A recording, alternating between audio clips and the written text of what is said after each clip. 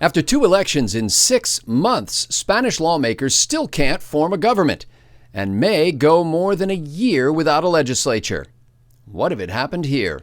I'm Scott Ott with Bill Whittle and Stephen Green, and this episode of Right Angle is brought to you by the members at BillWhittle.com. Well, with 2 leading socialist parties locked in a battle for political dominance, no single party garnered a majority in the December 2015 elections in Spain, nor in a second round of voting this June. And while the law calls for another bout in December, many Spaniards weary of the whole partisan war and may stay home in droves.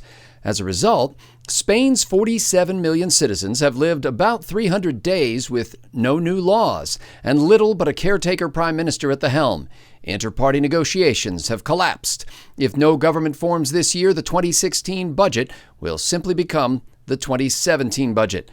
Now, Stephen Green, as you gaze across the Atlantic at the plight of our Spanish hermanos, aren't you thankful that we have a fully functioning national government? I'm so jealous. I never thought I'd be jealous of Spanish government, but they don't have one, and now I am. And the thing is, Spain's gone, I don't know how long it is now, but they have yet to beat the record set by Belgium back in 2010, 2011.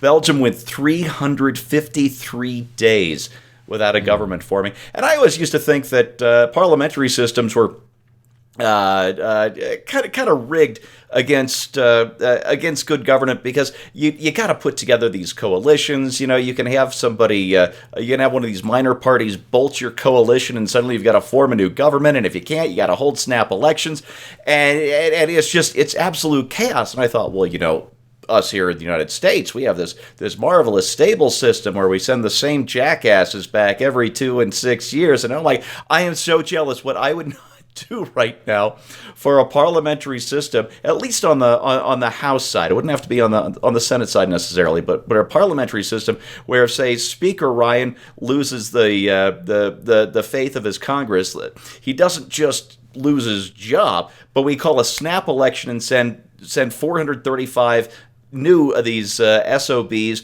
and who knows, maybe with the turnover we'll get something that we haven't been able to get through term limits, which apparently aren't constitutional.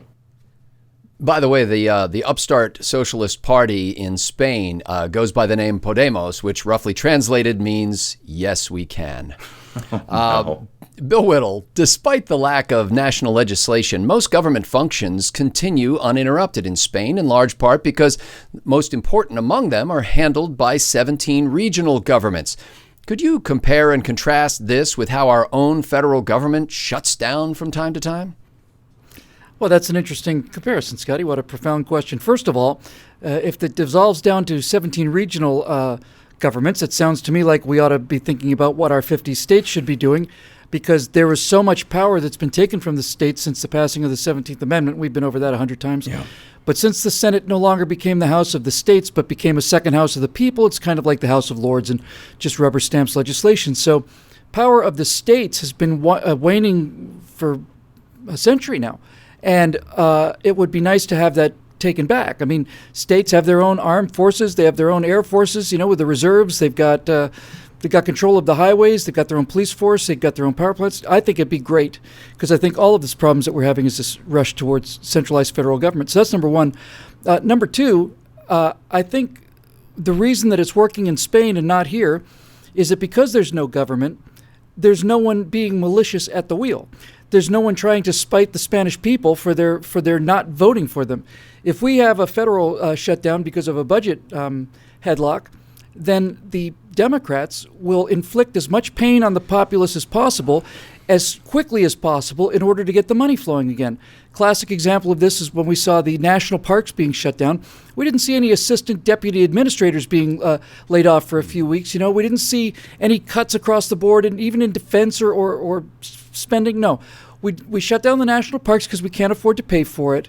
And we also are going to shut down the airport. We're going to put one TSA guy in there because we can't afford anymore with our $3,600 billion that we take from you every year. Measly $3,600 billion is not enough to put enough people on. I think lawmakers live in a perpetual fear of this, in the same way that Southern slaveholders lived in fear of a slave rebellion. I think government bureaucrats in their darkest nights fear what would happen if the government shut down and things just kept on going just fine. Most people don't realize that we send 435 people, well, 535 people to Washington to make new laws every day. Do we need new laws being made every day? We talked in the discussion yesterday about how if we really want to rescue the American people, we should have a party, the Piranha Party. I think it was my first afterburner ever. And its mission is to go in there and eat laws that nobody needs anymore. While they're there making laws, we have to wait to get the new iPhone. I mean, couldn't they be doing something useful? Well, they could legislate the iPhone release date to an earlier date. And then instead of an annual release cycle, there's just going to be delay after delay, and Apple looking for permission to get out of this year's stringent requirements. This will be the 2020 Apple. I don't want them to legislate regarding iPhones. I want them to go and work in a sweatshop making them. That's all I want. Well, listen, when I read of the Spanish legislature's long hiatus, a thrill ran up my leg. You know, when the framers drafted the Constitution, they were concerned that the far-flung states would neglect to send representatives to Congress and might withhold their pay, which is why the Constitution includes requirements for elections and pulls congressional pay from the U.S. Treasury rather than relying on the states.